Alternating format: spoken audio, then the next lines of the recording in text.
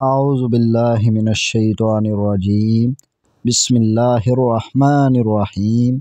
सबसे पहले दुरूद व सलाम हो मोहम्मद व आली मोहम्मद पे, अल्लाहुम्मा सल्ली अला मोहम्मद व आली मोहम्मद। आज की हमारी वीडियो है रिज़्क़ के लिए एक जादुई वजीफ़ा, जादुई अमल। आपने बहुत सारे अमाल किए होंगे रिज़्क़ के लिए, बहुत सारे इसम, बहुत सारे कुरानी आयत, लेकिन इस अमल का आज ये जो गहराई में हम इस अमल की बात करेंगे तो इस अमल के रिज़्क़ में इस अमल का कोई सानी नहीं है। अब हम बात करते हैं या वहाब, अल्लाह ताला का सिफ़ाती नाम है। इसके जो आदाद बनते हैं ना वो 14 बनते हैं। अब इसका तर्जमे पे थोड़ा सा गौर करें, बहुत ज़्यादा अता करने वाला।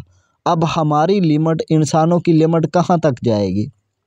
अब अल्लाह ताला की लिमिट को देखें कि अगर वो हमें बहुत ज़्यादा अता कर दे तो कितना रिज़्क़ होगा हमारे पास, यानी बग़ैर किसी बदले के अता करने वाला। यानी अगर रिज़्क़ भी वो हमें अता कर ला, बदले में कुछ चाहता भी नहीं है, यानी कोई गरज भी नहीं है उसकी, बग़ैर किसी बदले के अता करने वाला। या खालिस बख्शने वाला, यानी खालिस बख्शने वाला है, यानी वो ज़ात है अल्लाह करीम की जो बेहिसाब या बिला मुआवज़ा नेमतें अता करती है, चाहे बंदा मांगे या ना मांगे। और एक बहुत बड़ा राज जो मेरी रिसर्च में सामने आया है वहाब में, तो इसमें छुपा हुआ जो बहुत बड़ा राज है वो है इस्म पाक बाहू, यानी जो हज़रत सुल्तानुल फ़क्र, सुबहान अल्लाह किनका नाम आ गया, हज़रत सुल्तानुल फ़क्र हज़रत सुल्तान बाहू रहमतुल्लाह अलैह का जो इस्म था बाहू। यानी अगर हम वहाब को मखरूती शक्ल में लिखें, यानी बाएं से दाएं जानब लिखेंगे तो वो बनेगा वहाब को अगर हम बाएं से दाएं जानब लिखेंगे तो वो बनेगा बाहू। यानी अगर दाएं से बाएं जानब लिखेंगे तो वहाब बनेगा, अगर बाएं से दाएं जानब हम वहाब को लिखेंगे तो इसम बनेगा बाहू। अब बाहू की थोड़ी सी हम तशरीह कर लें।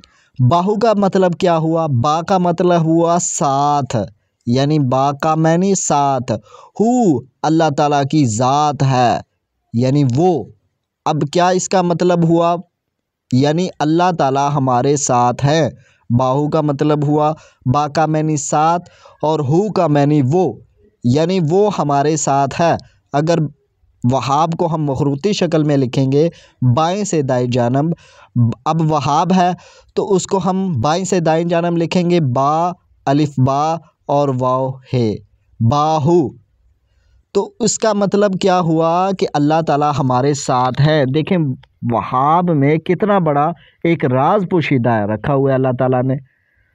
तो इसको देखें कि पढ़ने के कितने फ़ायदे होंगे। पहले तो इसके तर्जमे पे हम गौर कर लें कि तर्जमा बहुत ज़्यादा अता करने वाला है, खालिस ज़ात जो है ना वो अता करने वाली, बग़ैर किसी मुआवज़े के हमें दे रहा है।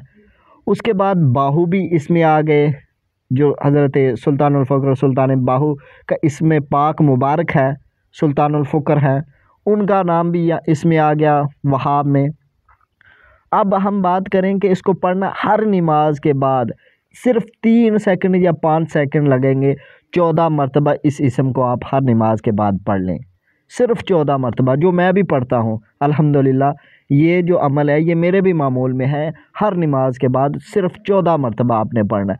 कोई इसमें देर नहीं लगती, 2-3 सेकंड या 5 सेकंड लगेंगे आपको पढ़ने में हर नमाज के बाद इसको 14 मरतबा।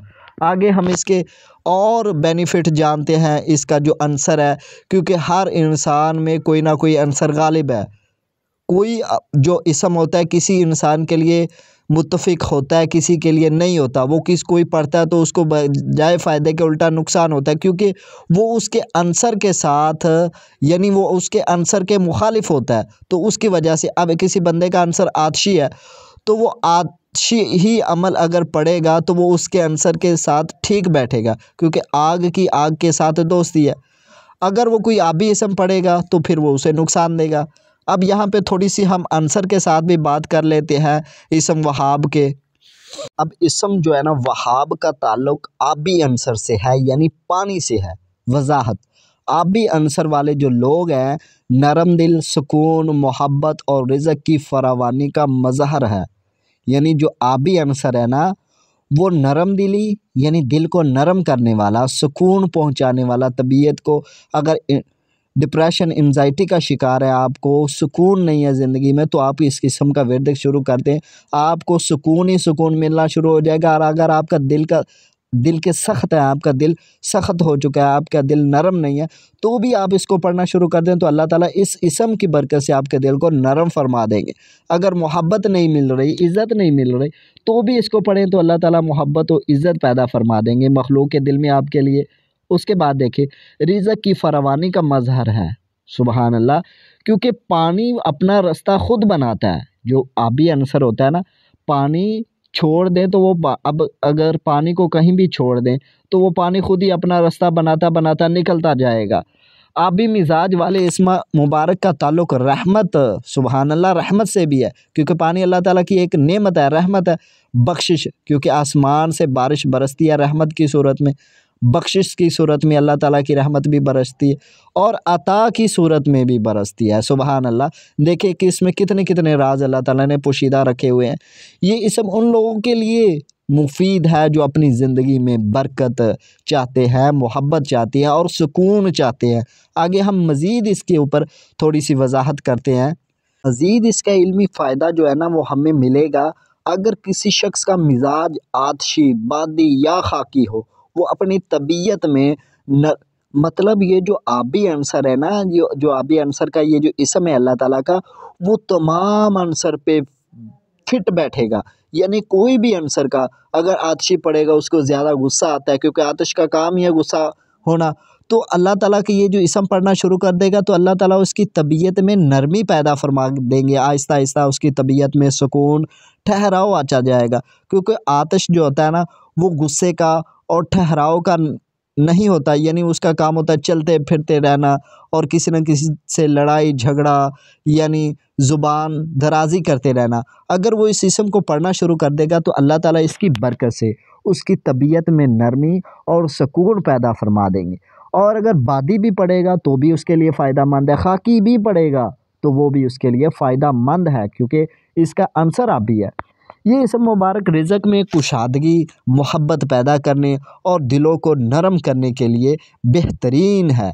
अब इसमें को पढ़ना क्या, 14 मरतबा हर नमाज के बाद, बस 14 मरतबा हर नमाज के बाद पढ़ना, यानी 2 या 3 या 5 सेकंड लगेंगे, 4 सेकंड लगेंगे, आप इसको पढ़ लेंगे। अगर 14 मरतबा पढ़ेंगे तो 5 नमाज़ों के ऊपर इसकी शाम तक तादाद हो जाएगी 70।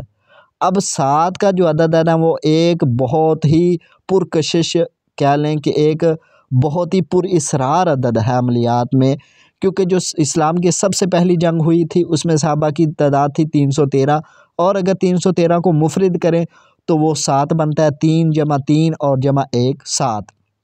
अब 7 ज़मीन है, 7 आसमान है, 7 ही हम काबा के तवाफ़ करते हैं, और 7 ही हफ्ते के दिन हैं, और 7 ही हमारे जिस्म में लताइफ़ हैं।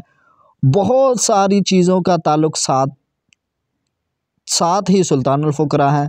बहुत सारी ऐसी चीज़ें हैं, और 7 का अदद को ही कामयाबी का अदद करार दिया गया। यानी 5 और 7 ये दोनों आदाद बहुत ही पुरइसरार आदाद हैं। समझ लें कि कायनात को अपने अंदर समेटे हुए हैं 5 का अदद और 7 का अदद।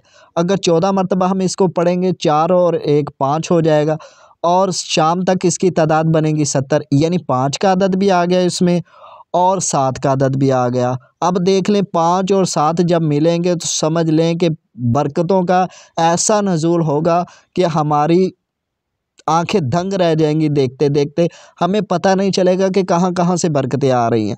मैं ख़ुद इसको अल्हम्दुलिल्लाह मैं ख़ुद ही इसको 14 मरतबा हर नमाज के बाद अपने मामूल में शामिल किया हुआ है। मैंने हर नमाज के बाद 14 मरतबा इसको पढ़ता हूँ, या वहाबु या वहाबु या वहाबु। और इसमें जो मुझे सबसे ज़्यादा पसंद चीज़ आई है ना, वो सुल्तानुल फ़ुक़र का नाम, सुबहान अल्लाह, हज़रत सुल्तानुल बाहू रहमतुल्लाह अलैह का जो नाम इसमें आ गया, बाहू, इसमें पाक उनका बाहू बन गया, वो भी उसकी सिफ़ात में भी इसमें शामिल हो गई। यानी अल्लाह ताला की जो ज़ात है वो भी हमें हासिल हो गई और सिफ़ात भी हासिल हो गई। कोई ऐसा इसम है जिससे हमें उसकी ज़ात भी मिल जाए और उसकी सिफ़ातें भी मिल जाए। तो ये थी हमारी आज की वीडियो लंबी हो जाएगी, मेरी तो बात ख़त्म ही नहीं होगी। तो मिलते हैं किसी और वीडियो में, तब तक के लिए अल्लाह हाफिज़ फ़ी अमानिल्लाह व आखिरु दावाना अनिल हम्दुलिल्लाहि रब्बिल आलमीन बिहक़्क़ि मुहम्मद व आलि मुहम्मद।